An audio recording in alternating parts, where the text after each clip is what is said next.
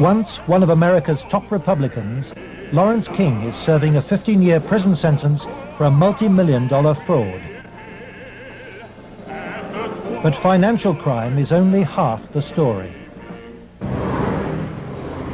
This is the true story of Lawrence King. It is the story of a cancer at the heart of America and of its continuing cover-up at the highest level.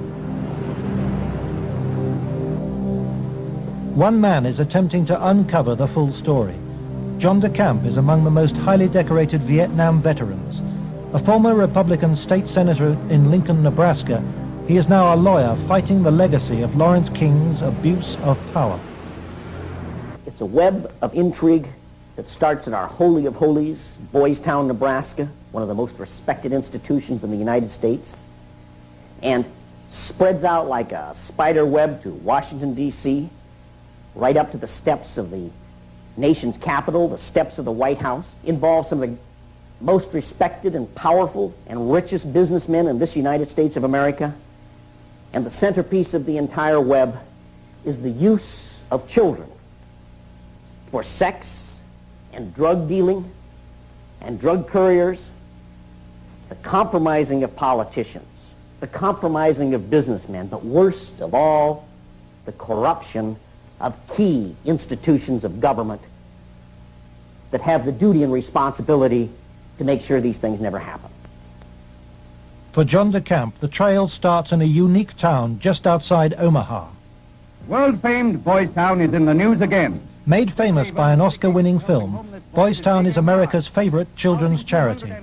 It was founded in 1917 by a Catholic priest, Father Flanagan.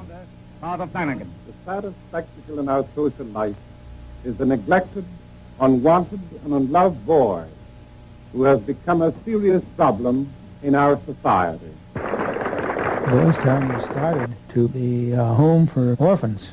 That was after World War I. And since then, society has changed and the problems of boys have changed. And so now it's a question of taking care of homeless, abandoned, neglected, abused boys, and now girls also. Boys Town has been granted the privileges of an incorporated town, a Catholic diocese, and a school district for 500 children. Boys Town has cash reserves of $500 million, but still raises up to $35 million annually, solicited from the public by begging letters and promotional videos. I'm Father Val Peter, the caretaker of Father Flanagan's Stream and the executive director of Boys Town. Does Boys Town really exist, people ask me? You bet it does. Located in the heartland of America, Boys Town youth have come from many backgrounds and locales. As they graduate, they shall seek new adventures and head for different places. But always, they shall carry with them the spirit of Boys Town. If you'd like to help Boys Town, send your tax-deductible gift to Father Val Peter, Boys Town, Nebraska, 68010.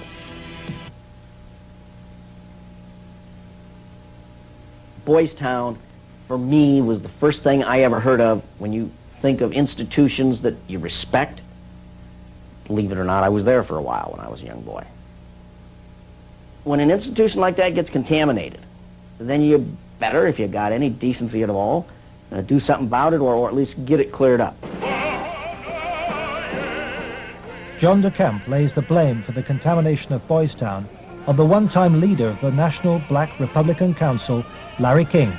Larry King was the fastest rising black star in the entire Republican Party of the United States during all of the 1980s. And he was also one of the most evil individuals in this country in terms of being a dealer of children, in terms of being a thief, 40 million that they documented he stole, and in terms of using and compromising and corrupting one after another politicians. The base for his network was the Franklin Federal Credit Union, a people's bank in Omaha, Nebraska. Larry King was its general manager.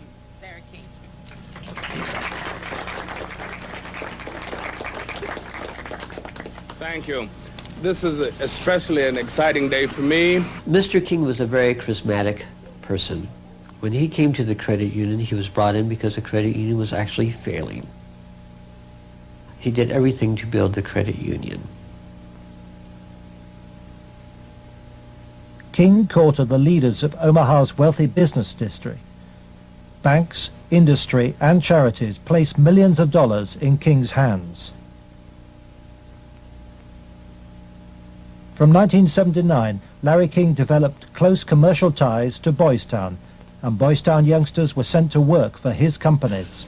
Boys Town had quite a few accounts at Franklin Credit Union. Those were considered very valuable accounts. They were handled exclusively by the bookkeeping department. But on the average of once a month or once every 2 months, we always seemed to incorporate a person from Boys Town. But King used Boys Town not just as a source of young boys for his business. He prostituted them at sex and drug orgies. Paul Benassi was a victim of King's abuse. He was also sent by King to lure Boys Town youngsters off campus. We used to just drive around and go up toward the home. That's when we used to do some of the scavenger hunts with picking up some of the kids. You know, just kind of win their confidence, become friends with them for a while. Start inviting them to the parties. The kids were 10 years old or older.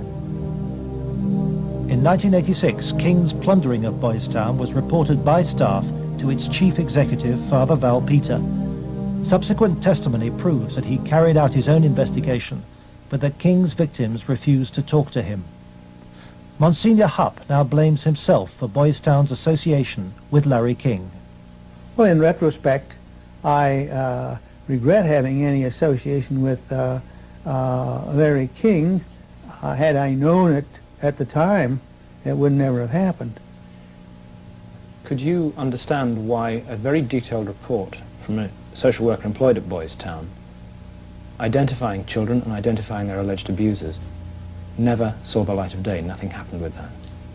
No, I can understand that, because had I known that had been, I wouldn't put up with that. But is that something like that happened? I don't know of it. Nebraska has a very clear statute that child abuse allegations should be reported to authorities. They shouldn't be reported to the principal of a school, the director of a facility. They should be reported directly to either Child Protective Services or law enforcement. And so Larry King remained free to feed his pedophilic parties with child victims. But in 1988, a routine review brought King's involvement with Boys Town youth to the attention of Nebraska's State Foster Care Review Board. In the information presented to the Foster Care Review Board, either via the telephone reports, the personal reports, or the reports we reviewed, Larry King's name was consistently present as someone that the youth were making allegations against. So I would say we handed over at least a foot-high amount of material to authorities, and nothing happened. Omaha police now accept that Larry King may have been abusing children. Good morning, Roberta. Good morning, Steve. But its most senior officer claims the evidence was not conclusive. It is certainly possible that Mr. King was involved in illegal acts with children.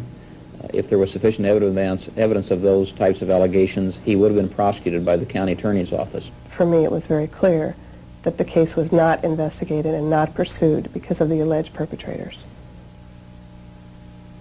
Those perpetrators, named by the children, were some of the richest and most influential citizens in positions of power in the state, men prominent in industry, politics, the media, even the police. We can only name the ringleaders. Besides Larry King, they were department store millionaire Alan Baer and the celebrity columnist of Omaha's only newspaper, the World Herald, Peter Citron.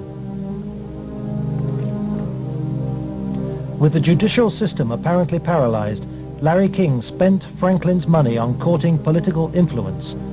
$10 million went on jewelry, flowers, and private planes. He cultivated contacts in the inner circles of Ronald Reagan's White House. At his palatial homes, 3 in Omaha and 1 in Washington, D.C., he held extravagant parties for the influential and powerful. His lavish spending bought him a protected life. Larry King was constantly heralded, cheered, applauded in the news media as the great businessman that's helping the poor people, the black community of Omaha. But King's extravagance attracted the attention of the Internal Revenue Service. As a result, on April the 11th, 1988, the Franklin Credit Union was raided and closed by the FBI.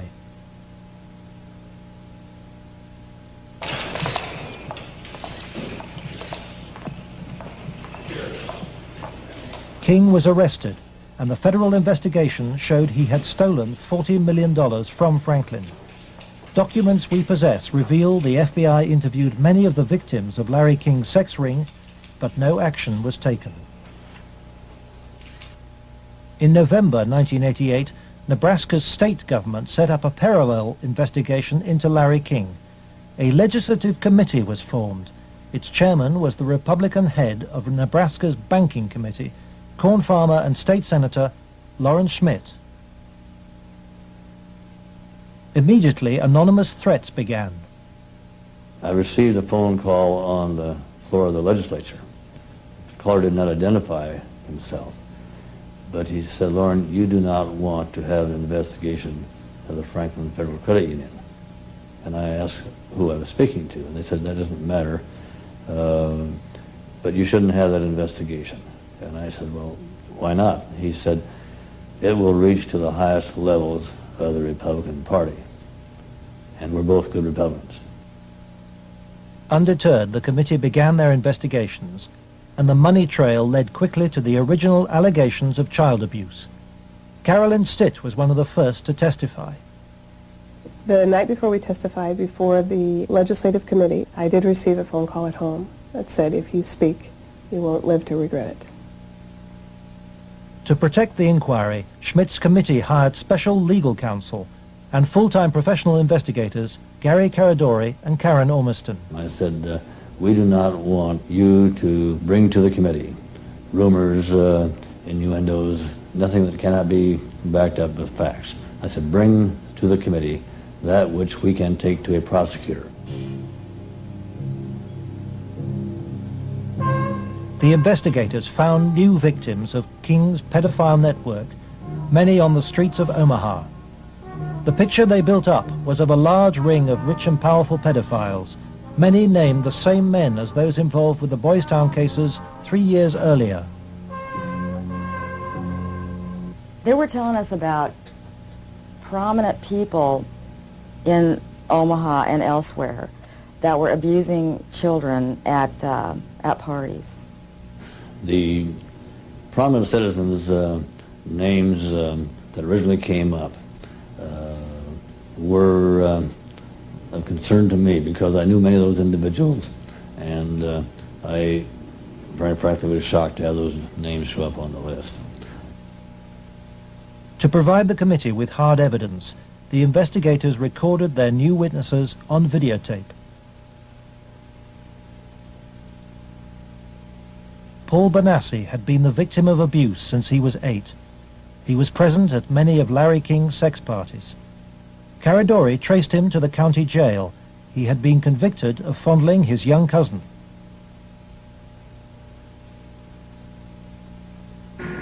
some of these people that would come to these parties? Larry King, Peter Citron came once in a while. He didn't seem like he wasn't liked by the people.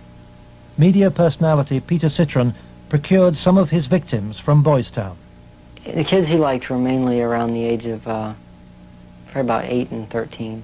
It was mainly fondling and oral sex with them. He did have some anal sex, but he usually did that with the older kids. The parties involved ever more sadistic abuse. Whenever you were tied up, was there anybody else present other than you, Peter Citron? Yes. Who was that? It was Alan Bear sometimes. Millionaire Alan Bear hosted parties for a large number of sadistic pedophiles. Paul Benassi suffered at their hands. You okay? Yeah. They tied me up and I had some other kids perform sex on me and they were hitting me and they burned me some cigarettes. Okay. Just take a deep breath now.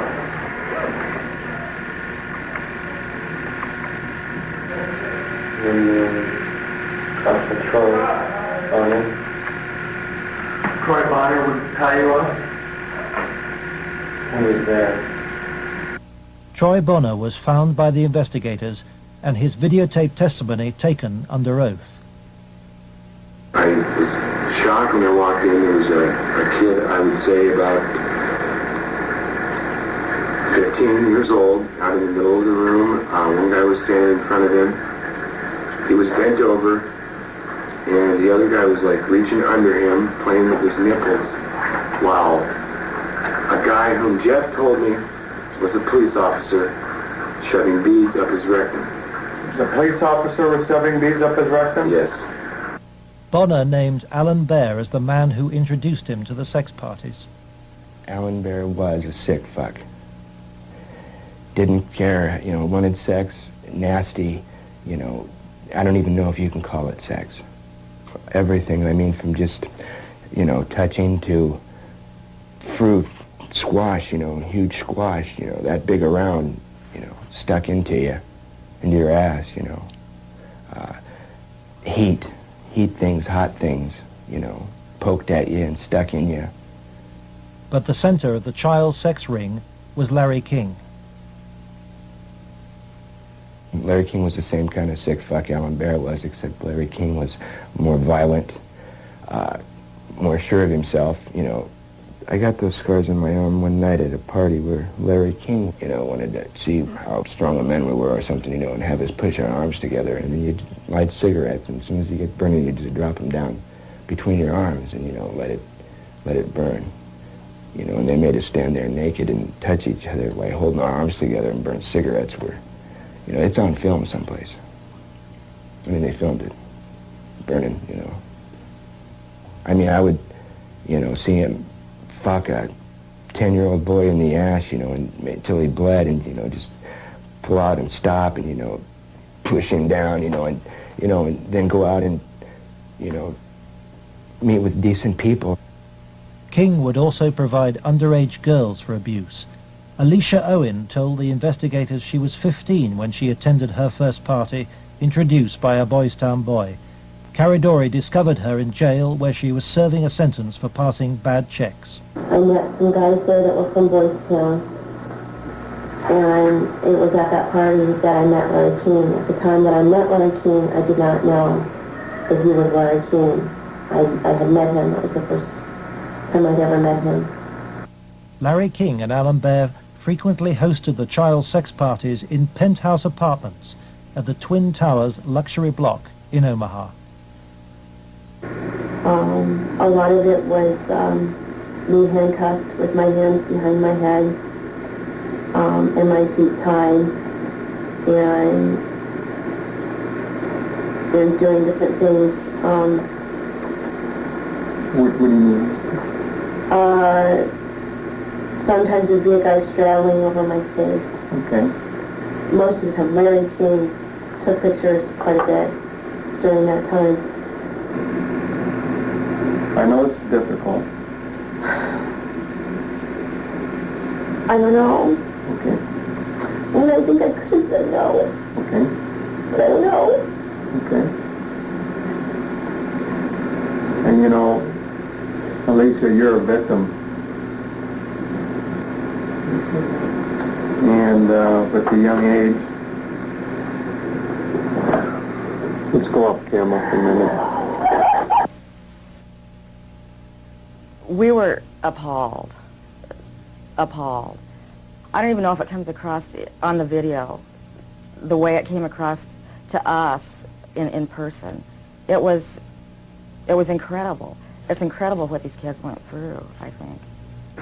Larry King was also here. He came in and we drank and did cocaine. I didn't do much. So he turned me on to what Larry King did. Drugs was a strong part of how they got control of some of the kids, because that's what some of the kids were there to get. They would do the sexual acts and then be provided with cocaine or whatever type of drug they wanted. Heroin, you know, I don't know, but that was my drug of choice, you know. Till this day, I remain an addict, you know. And those of us that didn't like to be involved and didn't want to be involved were threatened. Okay. Oh, so any, and who would do these threatening remarks? Larry King. Do you think Larry King personally did? I mean, I think he did.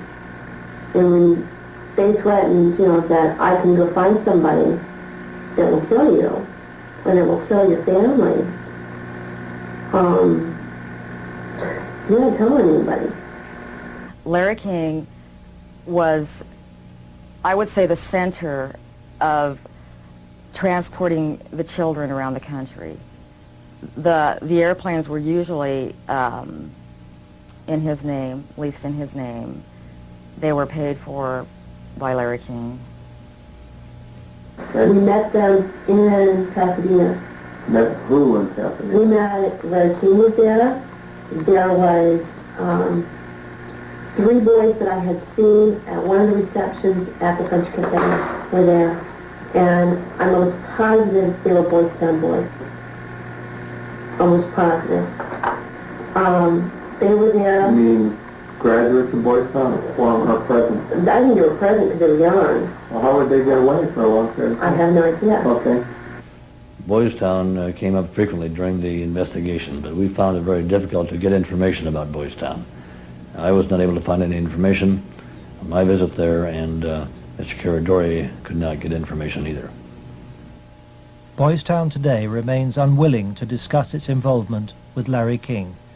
We were banned from filming at Boys Town, and its public affairs officer refused any interviews. I would have to give you a flat no. I'm just going to tell you at this point that we will not participate with you. We have no interest in talking to you folks. It's something that we don't even care to delve into.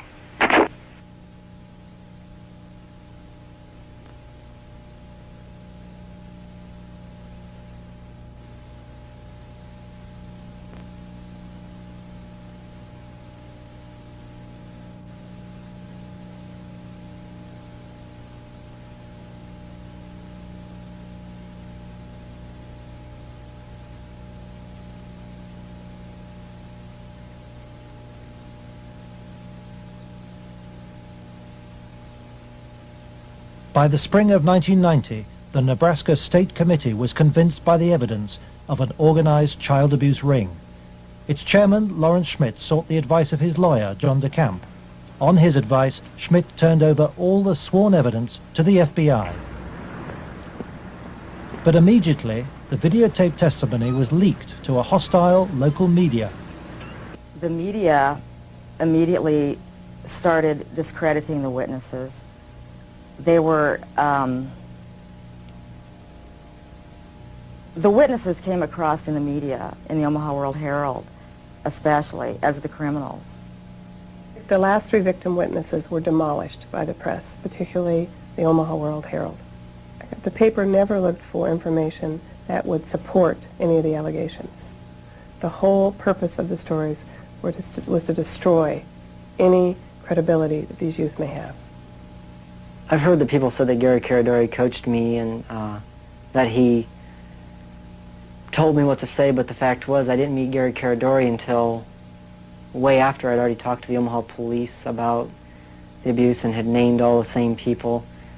Paul Benassi maintains that neither the FBI nor the Omaha police took his allegations seriously. And they didn't ask me very much about Larry King or even Alan Baer at all. They treated the allegations that I made about the people who abused me almost like a joke. The stories were of such significance that the investigators first wanted to prove the accuracy of the stories. As they set about the investigation of the three, initially three and then a fourth person who were telling the stories, as the investigation developed, it became obvious to the investigators that the information was not accurate, that in fact it was an entire conspiracy of allegations, none of which had any truth to them. I was very disappointed with the way the FBI and law enforcement treated the victims. They, in fact, turned them into the offenders, so to speak. And instead of taking the evidence that was delivered to them by the victims and interrogating the persons whom the victims identified, they seemed to bear down and try to get the victims to change their story. It seemed to the investigators that the establishment of Omaha was closing ranks. Then Troy Bonner was brought in for questioning by the FBI. The FBI's attitude was, just no, these kind of things don't happen. From the first interview when I went, and realized they don't believe a fucking thing I'm saying, they were just appalled, but I realized what that look in their eye was back then. It was fear. It was fear of it, I had witnessed, firsthand things that would, destroy this city, people, a position, what I mean? It's not going to be believed, they said. It will not be believed. You will be found guilty of perjury, and they weren't telling me maybe. They were saying, there's no way. You go on with this story, you're going to jail. That was said to me direct. Troy Bonner agreed to withdraw his videotape testimony. The FBI used Troy in an attempt to persuade fellow witness Alicia Owen into abandoning her evidence about Larry King's nationwide network of powerful pedophiles. We have obtained the recording of the phone call made by the FBI on March the 9th, 1990. It is significant evidence for John DeCamp. This is Special Agent Michael F. Mott. Following will be a consensually recorded telephone call between Troy Bonner and Alicia Owen. Hello. Hi. Hey, what's going on? I'd like to ask you that. Talk to me. No, you talk to me. I don't understand why you're lying. Why are you lying? What are you talking about? That's what I'm asking you. You're calling me why I'm lying? Yeah. You concocted this whole thing, Alicia. You're full of shit. Either tell me what's going on. You're full of shit. Hey, look. Who do you have listening on this line? I have nobody listening to me. I'm listening to you, and I'm hoping you'd give me some fucking answers. I'll be honest with you. I don't know what kind of game you're playing. I'm not trying to play a game. I'm not going to go to jail for you. And that's what's going to happen. Why would you go to jail? Jail for telling the truth? No, jail for lying. What have you lied about? I haven't lied. Okay, then, but why are... Listen, shut up. Listen to me. You're not out here being talked to them every day. The pressure's kind of hard. You literally have to have bricks for brains to take on the FBI in this country. And that's exactly what you'd have to do this properly. They now, in my opinion, in my investigation, are the architects of the cover-up. We asked the FBI in Omaha for an interview about its investigation of the Franklin scandal. Larry Holmquist with the FBI here.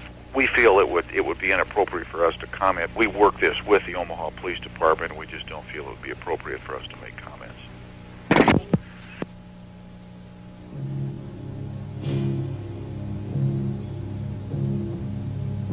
As the investigators sought out new witnesses, they found themselves under constant threat. Gary was threatened several times. His vehicles were tampered with. I would think whoever tampered with them, it was a scare tactic because it was so obvious that they were being tampered with. Gary it was one piece of evidence I know he got that he even said he got one step ahead of him this time. He told us about this book. It was like addresses, telephone numbers, names. He said if they knew he had it, they'd kill him. On July the 11th, 1990, Gary Caradori and his 8-year-old son AJ were flying home from Chicago in his light aircraft. They had watched the All-Star baseball game, and Caradori had been pursuing new leads. Investigators from the National Transportation Safety Board are in Harold Cameron's cornfield trying to determine what caused this private plane to crash, killing its 2 occupants. The bodies of Gary Caradori and 8-year-old AJ were found in the wreckage. National Transportation Safety Board investigators say wreckage from the crash is apparently strewn over a 3/4 to 1 mile long stretch in this field. The fact that the wreckage is scattered over a large area certainly demonstrates that it did break up in flight. The exact mechanism of breakup yet is still unknown. The federal investigation was never able to discover what tore the plane apart.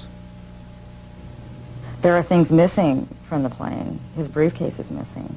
I think the plane was sabotaged. There's no doubt in my mind. Within 24 hours of the tragedy, all Caradori's records were impounded by the FBI. Gary's widow, Sandy, is still unable to come to terms with her loss. As a mother, I don't want to ever think that somebody murdered my child, let alone my husband. But I think if you'd ever talk to any parent, be it mother or father, who's ever lost a child, I mean, the worst thing that you can think of is that somebody would want to murder a child. I really feel that somebody killed my brother. And inside me, I know that somebody killed my brother. If somebody could help us out somewhere, somebody knows something. And may God help those who did that to him and his family. The effect of Gary's crash on the investigation, I think, in effect, put an end to anybody else coming forward. There are many victims. We knew of more. There are more. They're still out there. They're afraid to come forward. That's when I was finished, because I figured out if they murdered Gary and his son, there was nothing that would stop them. There was no piece of paper. There was nothing we could come up with that was going to get anything done.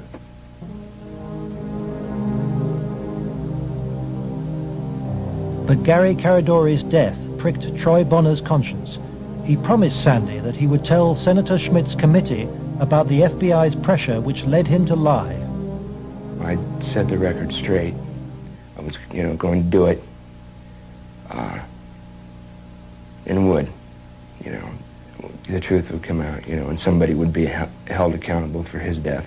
And then at the funeral I had seen, FBI guys, and they looked at me. I was supposed to meet Senator Labetz and Schmidt for lunch after the funeral. And, that's when I decided, I told my mom, we're not going to do the lunch. We're going to hightail it out of Lincoln now. Troy Bonner claims that pressure from the FBI and with the assistance of the county attorney's office in Omaha led him to swear a new statement claiming that he and Alicia Owen had concocted the entire child abuse story. He told this story to the grand jury formed to bring any charges. On July the 23rd, 1990, the grand jury issued a bizarre and contradictory report.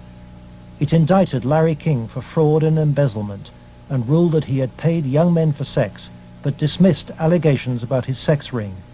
It indicted Alan Baer for the serious offense of pandering for sex, but rejected evidence linking him to King or to Citron, whom it noted had been convicted of separate child molestation charges. It accepted that Troy, Alicia, and Paul Bonassi had been abused, but not by the people they identified. And for refusing to withdraw her evidence, it charged Alicia Owen with perjury.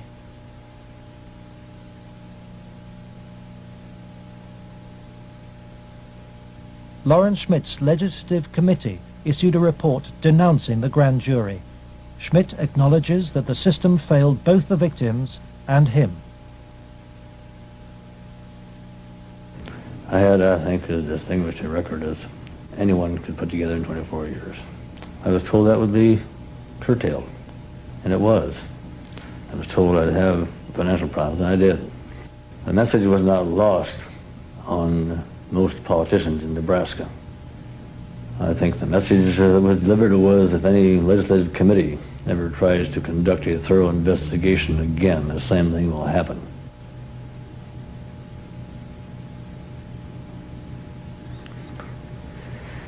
It has shaken my faith in the institutions of government. I used to be a firm believer that the system would work, and that people who did things wrong would be punished. And we discovered victims who claimed to have been abused and who the grand jury acknowledged had been abused. But they did not try to find out who had abused those individuals. Instead, they convicted Alicia Owen of perjury. Indefensible from my point of view.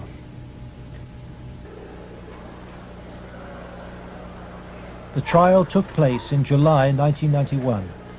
Troy Bonner testified that the child abuse story had been an invention. As a result, Alicia Owen was sentenced to between 9 and 25 years in prison.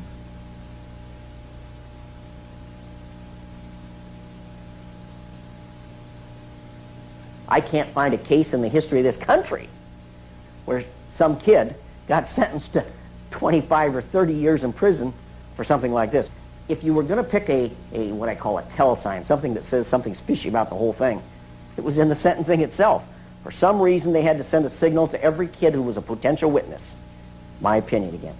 A signal so loud and clear, if you dare to come forward, if you dare to talk, watch what happens. Alan Baer was fined $500 after pleading no contest to a reduced charge of aiding and abetting prostitution. Peter Citron served 2 years of a 3 to 8 year sentence. Thanks to Troy Bonner's lies, Larry King never faced child sex charges. For the $40 million fraud, he was given a 15-year sentence, 10 years less than Alicia Owen. I feel really sick. I should be taken out and shot for doing that. And if that was to happen, I would go willingly.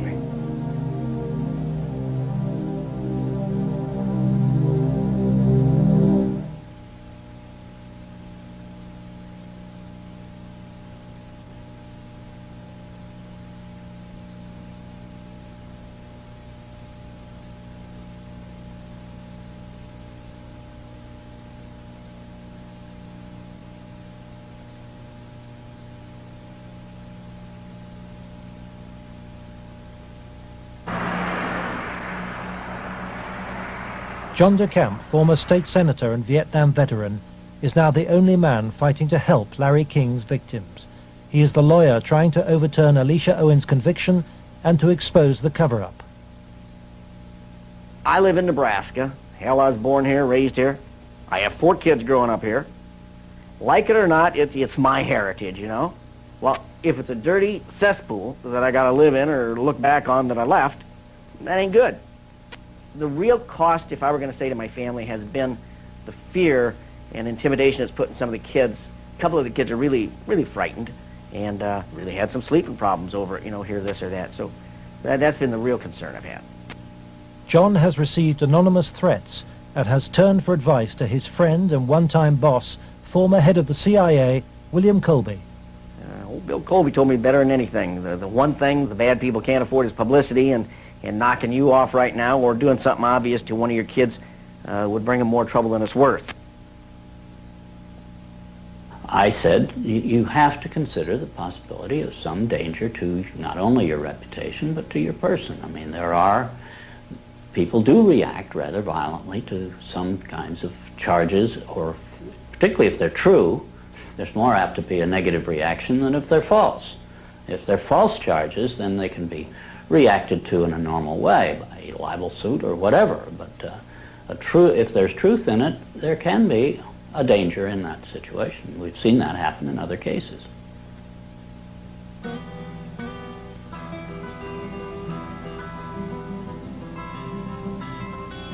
John arranges to meet Troy Bonner, the young man he sees as the key to the cover-up. He's in great danger. The reason is he carries the secret, so to speak. He served his purpose for the FBI and others by committing the lies that put the seal on the cover-up. He knows that Troy's evidence will be crucial to Alicia Owen's case, and Troy wants to tell the truth, despite very real fears. My fears are that, I'm not going to be believed again. It's just, going to be a whole other kind of exploitation like it was last time. And afraid that that's going to happen, or, I might end up dead, or a loved one might end up dead. Troy has an overriding reason for putting the record straight. Maybe somebody has a better idea. I want this to go forward and have something done so that all those other kids who a lot worse things have happened to can come forward and see that action can be taken. You have to, if you want to protect yourself and your life and your family's life, both now and particularly in the future, is to use the institutions of government that have been set up to protect you and make them work. That means you go into federal court, you go after the people that have done this cover-up, and you expose it so there's no longer any percentage on their part in eliminating you because the secret's out. Yeah, that's why we're here today, to let it out. John's advice to Troy to tell the truth in court puts him at risk of prosecution by the county attorney's office. Potentially, they could decide to charge him with perjury, because now he is telling that they forced me to lie. I did lie at Alicia's trial. I did lie before the grand jury. I did it because the authorities were forcing me to do it, and I was scared for my family. Potentially, they could charge him with perjury this time. Troy's appearance in court will keep Alicia Owen out of prison. She's on bail while DeCamp appeals against her perjury conviction. As her hearing approaches, vital new evidence emerges. Alicia claims that some of Troy's videotape testimony was withheld from the grand jury which indicted her.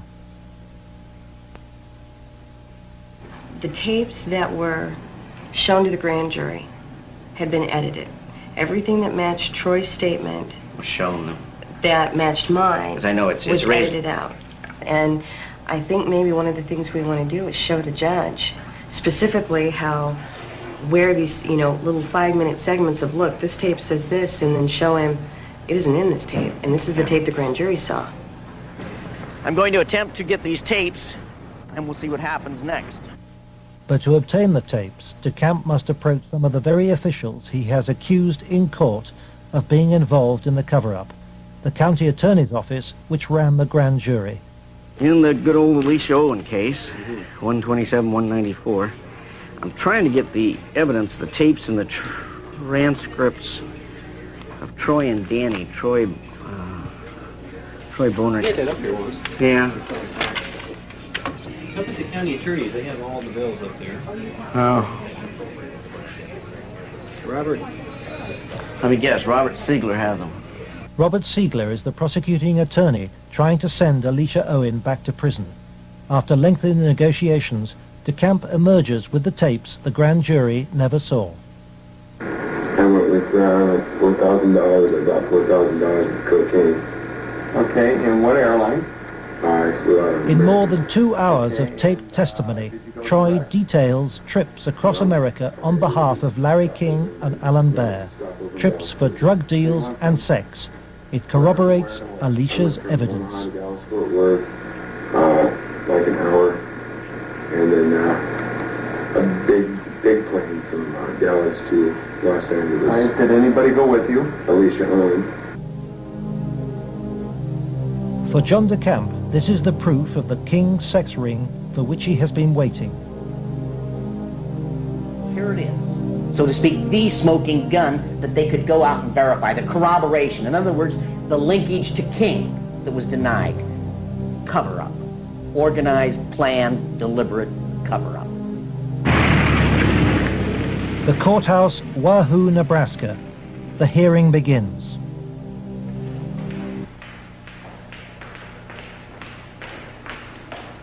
Alicia Owen is ready to testify.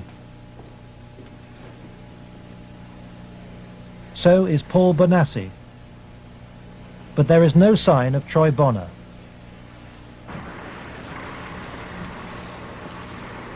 De Camp discovers that Robert Siegler has sent the young man a subpoena. Fearing arrest for perjury, Troy has gone into hiding. De Camp is without his most vital witness. Just trying to subpoena him with those gangsters. Is Troy okay? In court, Alicia's case is adjourned. The county attorney's office begins to search for Troy Bonner, but County Attorney Siegler won't say why. I'd like to ask you whether you're about to charge Troy Bonner with perjury. Oh, no.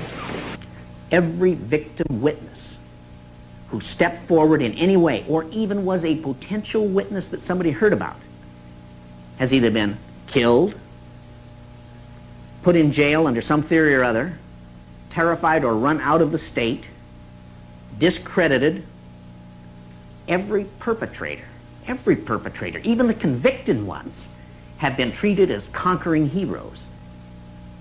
Peter Citron lives in the same house where he abused many of his young victims.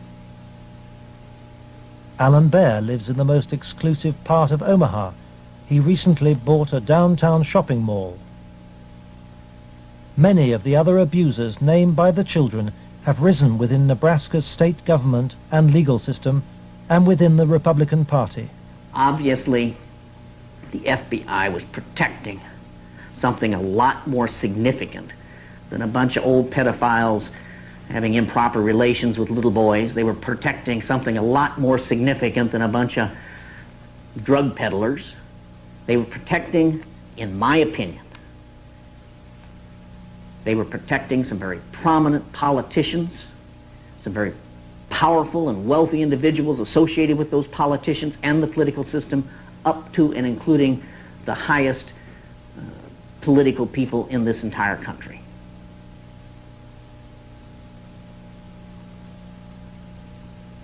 In search of the men who protected Larry King, John de Camp goes to Washington to investigate King's connections in the Republican Party and on Capitol Hill. Paul Bonassi provides him with the evidence that Larry King threw child sex parties here at his rented $5,000 a month Washington house. I was about 14, about 1981. At first it was about 3 or 4 times the first year. After that it was about once a month. Some of the parties, when they started off, were straight political type parties with no sex. And then when some of the men had left, some of the politicians had left, the ones that had planned on engaging in some type of sexual activity, that would come after the party. Some of the kids would be held downstairs in some of the rooms where if they acted up or if they started freaking out because of the drugs that they were on, they'd put them in a room that they couldn't get out of, and they would lock them in. What kind of drugs? Anything you wanted, cocaine, heroin, speedballs. You're telling me those speed. things were at these parties where you had Larry King and prominent politicians? Yes. Were they readily available to anybody at the party? At the after parties, they were readily available for anybody. Beforehand, they did it more upstairs than they did anywhere else, and it was kind of in the back rooms. Were any attempts ever made that you know of to expose this situation? As far as I know, nothing's ever been done, and most of the people that were in there had already been, I guess you could say, compromised. King's partner was Washington lobbyist Craig Spence. Spence took youngsters, including Bonassi, on private midnight tours of the White House. So you were in the White House then? Yes. And how did you gain access? Well, I came down with Larry King, but Craig Spence was the one that arranged the trip for us. And it was kind of a gift for our services that we were doing. How many times were you on this kind of a trip? I came to it on 2 times. 2 times. And were you used for sex on those occasions? Not until after we left. After you left the White House? Yeah. What time of night? It was usually around midnight.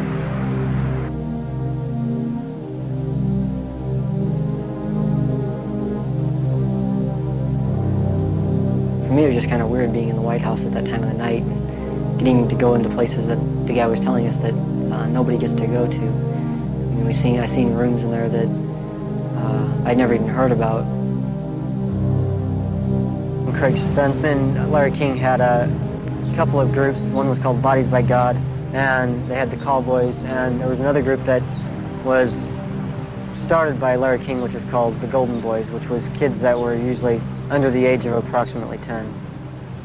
Spencer's callboy network was investigated in 1989 by reporter Paul Rodriguez of the Washington Times. We had uncovered a series of allegations from some minors, and it led me to a callboy operation. Well, it sure fits with, this boy Paul Benassi. And he tells a tale of being brought to the White House on occasion, kind of as a reward for the kid. Craig Spence's dad, he committed suicide. He had advanced stages of AIDS. He was an AIDS carrier, and he killed himself. This was the thing that always bothered me. They claimed it was the largest male prostitution ring in the city that they've ever had uncovered. It was $1 million a year minimum. Yeah. And yet they only prosecuted the operator, Henry Vinson, and 3 of his lieutenants, as it were. Mm-hmm. They never went after any of the Johns or the clients. This operation claimed to have clients that ran from the White House to the Capitol Hill to the State House to the churches within the media. Exactly what Paul describes as the people he was with. And a lot of the stuff led there, but we couldn't quite nail it at all cases because, again, to accuse someone of high stature, you've got to be very careful. I understand. We were able to do it through the mother lode was provided us credit card receipts and canceled checks, and then lists of the clients. The prosecutors knew all this stuff. There was approximately 20,000 documents they had. They sealed the entire record by court order, and we've attempted on several occasions to unseal that, and we've been told it'll be a cold day in hell before those records ever get unsealed. And it makes me wonder what's in those records. Yeah.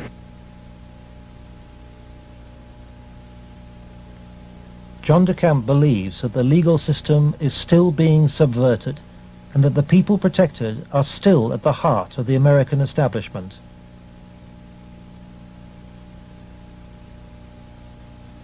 He hopes that this program will expose a serious miscarriage of justice, but the opposition is formidable.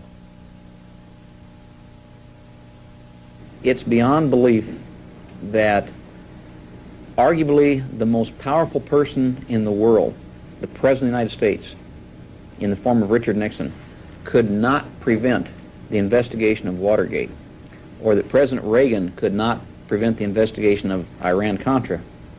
And yet somehow this group of unnamed, unknown, anonymous individuals in Omaha, Nebraska have such power they can control and protect all of these people from being investigated. Those allegations are ridiculous. Well, first of all, Nixon did cover up Watergate. Number one.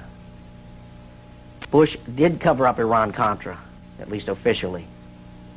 And Omaha has successfully covered up this situation. In each case, it was the press that exposed the problem. It wasn't institutions of government. They had been corrupted. They had been compromised. They were the ones doing the cover-up. The Attorney General is now involved. DeCamp's evidence has been passed by William Colby to a senior lawyer in the Justice Department. He did say that the Attorney General's office would be very sensitive to any charges of abuse of children, that this was a matter of considerable priority to the department, that this sort of thing not take place, and that they would assign an officer to look into the case. For John DeCamp, the story of Larry King's corrupt empire holds a dire warning for all America. If you can control about 3 or 4 key elements, you can totally own a state. You can make right wrong. You can make truth falsehood, falsehood truth. If you control the media, if you control the Justice Department, if you control the police, you own the system.